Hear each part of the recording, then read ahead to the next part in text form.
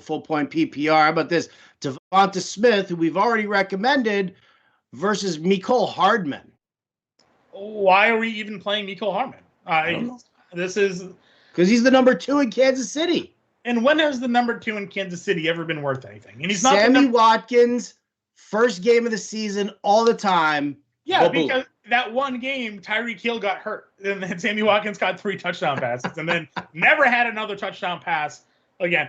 Yes, he is the number 2 receiver, but he's the number 3 man in targets, maybe, in this offense, behind 2 target monsters in Travis Kelce and Tyreek Hill. Cortland Sutton, T. Higgins, Laviska Shenault, Deebo Samuel, Devonta Smith. Deebo. I like investing in all of those mid-tier wide receivers so that you can sit there and it's one of the things, when you're dealing with in an auction, right? And you get somebody who's like, I'm gonna wait. Yeah. And then they get all of these mid-tier wide receivers instead of grabbing an elite one at some point. And who are your other starting receivers if you only need to pick one of that group, Yeah, true. All right, full PPR, 2 for a flex. Taysom Williams, Will Fuller, Robbie Anderson, Nelson Aguilar, Jamison Crowder, AJ Green. You know what, John? When you get this many choices, you say, Howard, slowly. Yeah. Get your pen and paper ready, and speak slowly. I'll start giving you hand signals so you understand what's about to come. Is the boom operator trying to hit you in the face with the mic? Yeah, now? The mic was I leaned in, and then the mic was close to me. I'll do one of these things, kind of going back and forth. So all right, I'll go.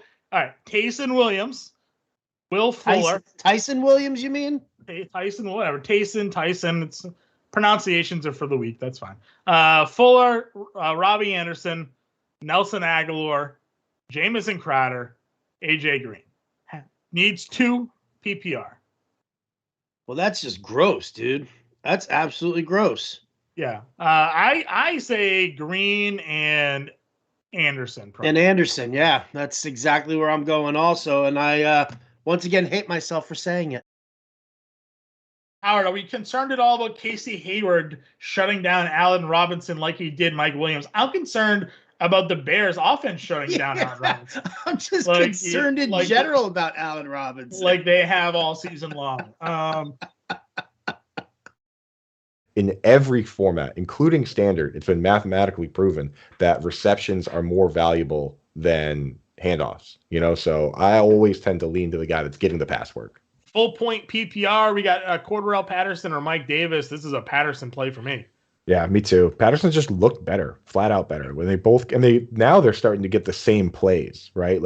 Patterson's getting runs up the middle. They're realizing they're like, Cordarrelle should be on the field more because he's more explosive out of both the running back and the receiver position than Mike Davis. So who knew in the year 2021, Cordarrelle Patterson as a running back would actually finally be working for a team. In a standard flex, Javonte Williams, Mike Davis, Kenneth Gainwell, Hunter Renfrow.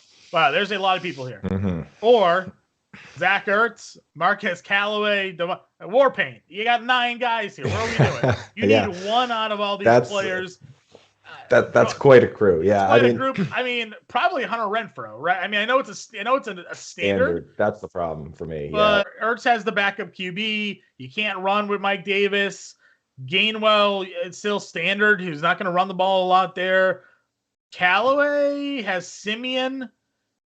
I oddly kind of like Javonte Williams. The knock on him is that he doesn't play pass downs, but in standard that kind of goes out the window a little bit. You know what I mean? In PPR leagues, it was shown by Scott Barrett that a reception is worth almost more than 2 times what a carry's worth. In standard, that's more like 1.4. It's still worth more, but you're really just kind of hunting for touchdowns. And the one PPR, OBJ or Van Jefferson. Listen, everybody wants to know this, who they have to play here. I'm leaning Van Jefferson. Got to go Van Jefferson. OBJ, he does no He's matter. Been there for 3 days. What does he have? He can't know the full playbook. He's going to be a field stretcher today, I believe, and I wouldn't be surprised if they did work in some double pass where OBJ throws a pass or something. They probably have some, some special play drawn up for him, or a couple plays where they say he goes in there and then it's definitely going to him. You know what I mean? But beyond that, I imagine his route tree is probably posts and posts, corners, and just fly routes. If you can do one thing successfully against the Chargers, it's run the football. And Gordon does seem to be the lead back there, even though him and Williams sort of a 50-50 split here. But I actually like Melvin Gordon this week. Yeah, this is a tough one here. I'm going to narrow it down.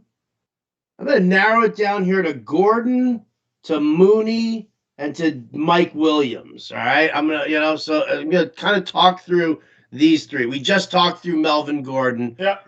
And everything that we know about him in the Chargers run defense says it's a good spot for him. I like Darnell Mooney a lot here against the Lions. I definitely do. And I love Mike Williams going up against Denver. I think that, Denver's secondary can be a little suspect. And Williams is a guy who, I'm a big fan of. But, I think if you're looking for the floor, right, you want to play it safe, then I'm in on Gordon, right? And I'll use him. I think if you're looking for some home run upside, then I'm probably going to tilt to Mooney here. Game, set, match.